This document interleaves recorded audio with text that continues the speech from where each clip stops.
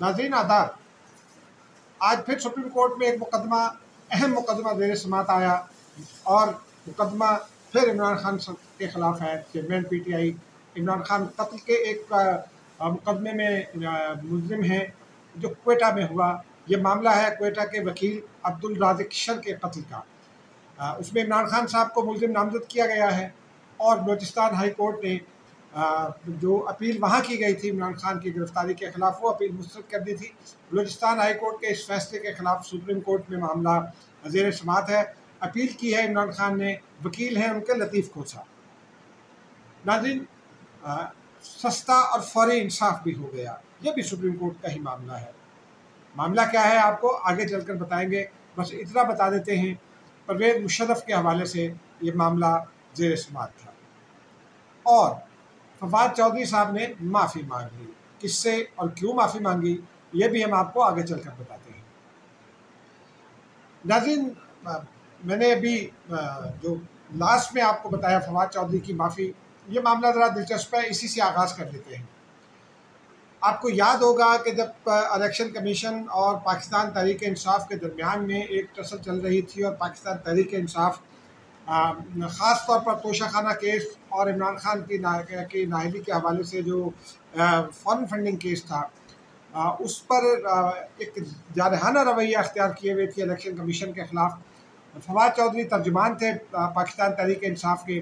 खुद पूरी तहरीक इंसाफ, उसके मुख्तलिफ लोग इमरान खान समेत वो हमलावर हो रहे थे इलेक्शन कमीशन पर। चीफ इलेक्शन कमिश्नर की ज़ात को निशाना बनाया गया, आज उसकी रिफ्लेक्शन भी आई, और उनकी अहलिया को भी जो सीनियर ग्रेड में सरकारी ऑफिसर है कस्टम ग्रुप में, उनको भी निशाना बनाया गया, उसका भी तस्करा हुआ आज। उसमें तौहीन अदालत का नोटिस जारी किया गया था फवाद चौधरी साहब को।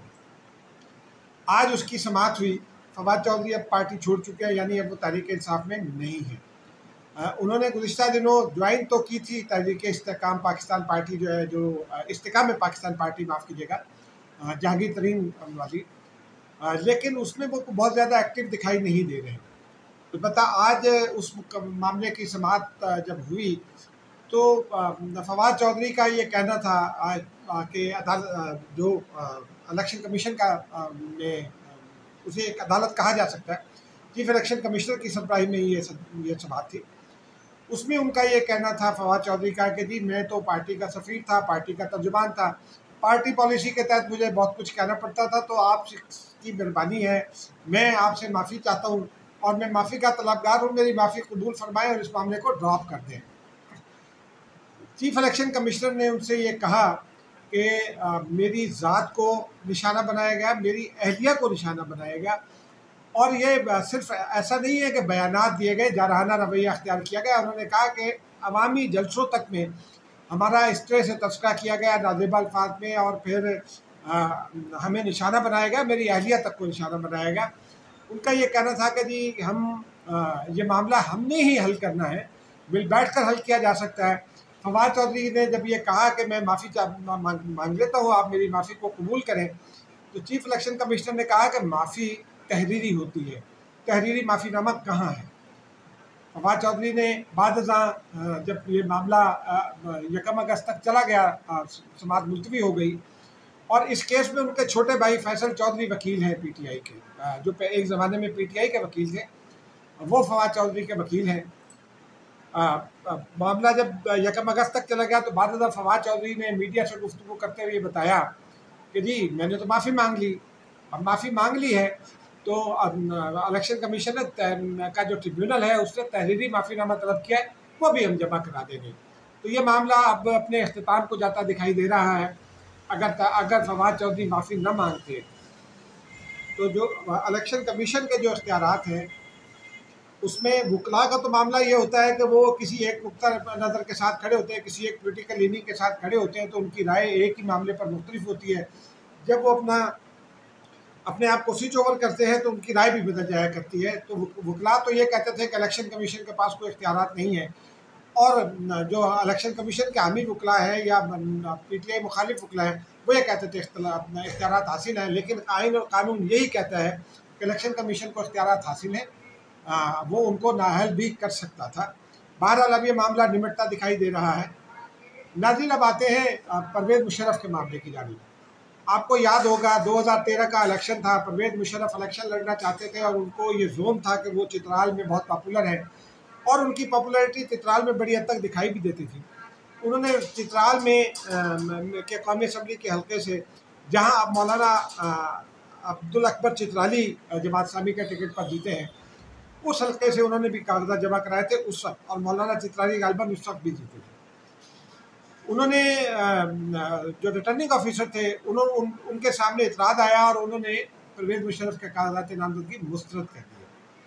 2013 के इलेक्शन की ये बात है। 25 जुलाई को ये इलेक्शन हुआ था और ये सारा अमल जो है इंतखाबात से पहले नामजदगी और कागजात का जमा होना, कागजात नामजदगी का जमा होना, और फिर उन पर एतराज़ात ये तकरीबन 1 से 1.5 महीना पहले था, जुलाई से 2013 से।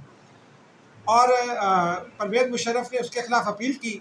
वो अपील सुप्रीम कोर्ट में तक आई और सुप्रीम कोर्ट में ये कई साल से देर समात था। 5 माह पहले परवेज़ मुशर्रफ साहब का इंतकाल हो गया दुबई में और आज वो मामला निपटा दिया गया है। एडिशनल अटॉर्नी जनरल ने कहा कि परवेज़ मुशर्रफ साहब का इंतकाल हो गया है। 2013 की असम्बली की मुद्दत पूरी हो चुकी है। सिर्फ 2013 ही नहीं, 2018 की असम्बली भी मुद्दत मुकम्मल कर चुकी है, तकरीबन कर चुकी है। 12 अगस्त को तहलील हो जाएगी, 8 अगस्त को हुकूमत कह रही है तहलील कर देंगे। तो बहरहाल अब ये मामला निमट गया और अब परवेज़ मुशर्रफ साहब भी अल्लाह ताला के पास चले गए और ये मामला भी अब ख़त्म हो गया। तो ये होता है सस्ता और फौरी इंसाफ कि एक आदमी ने अपील की, कई साल रुलता रहा और जब वो अल्लाह मियाँ के पास चला गया तो उसके 5 माह बाद उसका मामला किसी फैसले के बगैर निपटा दिया गया। नाज़रीन, अब आते हैं अब असल मुकदमे की जानिब। अब्दुल रज़ाक शर साहब वकील थे, बलूचिस्तान हाई कोर्ट के मुमताज़ वकील हैं। शर सिंध में आबाद कबीला है जिसका कुछ हिस्सा बलूचिस्तान में सिबी वगैरह के और नसीराबाद डिवीज़न में जो है वो आबाद है। अब्दुल रज़ाक शर जब कत्ल हुए तो उनके कातिलों में जो मुल्ज़िमान शामिल किए गए उनमें इमरान खान साहब का भी नाम शामिल कर दिया गया। इमरान खान साहब को पुलिस गिरफ्तार करना चाहती थी। ये मामला उस वक्त बहुत उठता रहा जब इमरान खान की यहाँ भी गिरफ्तारी हुई थी इस्लामाबाद हाई कोर्ट के हाथे से। तो इमरान खान ने उनकी तवज्जो से ये अपील, इमरान खान की जानिब से वकीलों ने ये अपील की बलूचिस्तान हाई कोर्ट में कि ये मुअत्तल किए जाए अहकामात और इमरान खान को गिरफ्तार ना किया जाए। लेकिन बलूचिस्तान हाई कोर्ट ने दोनों जानिब का मौक़िफ़ सुनने के बाद ये इमरान खान की दरख्वास्त मुस्तरद कर दी थी। उसके बाद उसके खिलाफ अपील जो है सुप्रीम कोर्ट में दायर कर दी गई।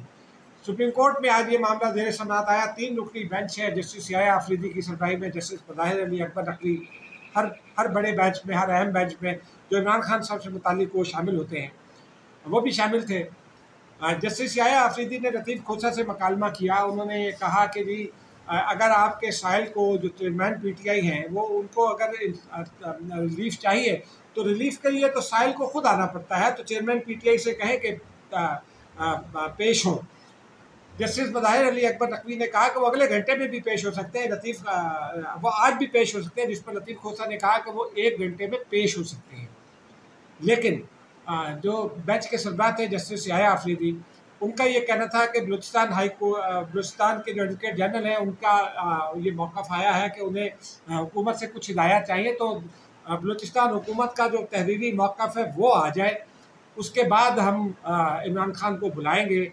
अब सुप्रीम कोर्ट ने यह हिदायत की है कि मुसम्मी इमरान खान न्याजी वल्द इकरामुल्लाह खान न्याजी पीर के रोज़ अब्दुल रज़ाक शर कत्ल केस में सुप्रीम कोर्ट से अगर रिलीफ चाहते हैं तो सुबह 10:30 बजे यानी 10:30 पर सुप्रीम कोर्ट में हाजिर हों। वकील लतीफ़ खोसा ने ये यकीन दहानी कराई है। अब इमरान खान साहब पीर के रोज़ अदालत में पेश होंगे, उसके बाद ही देखा जाएगा कि क्या होता है।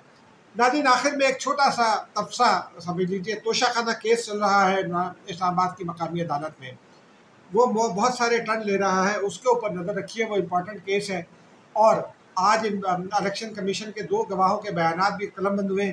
उन गवाहों को कंफ्यूज किया खासा ख्वाजा हारिस ने और उसके बावजूद भी गवाही मुकम्मल हो गई। वो केस भी इमरान खान साहब के लिए अहम हो सकता है।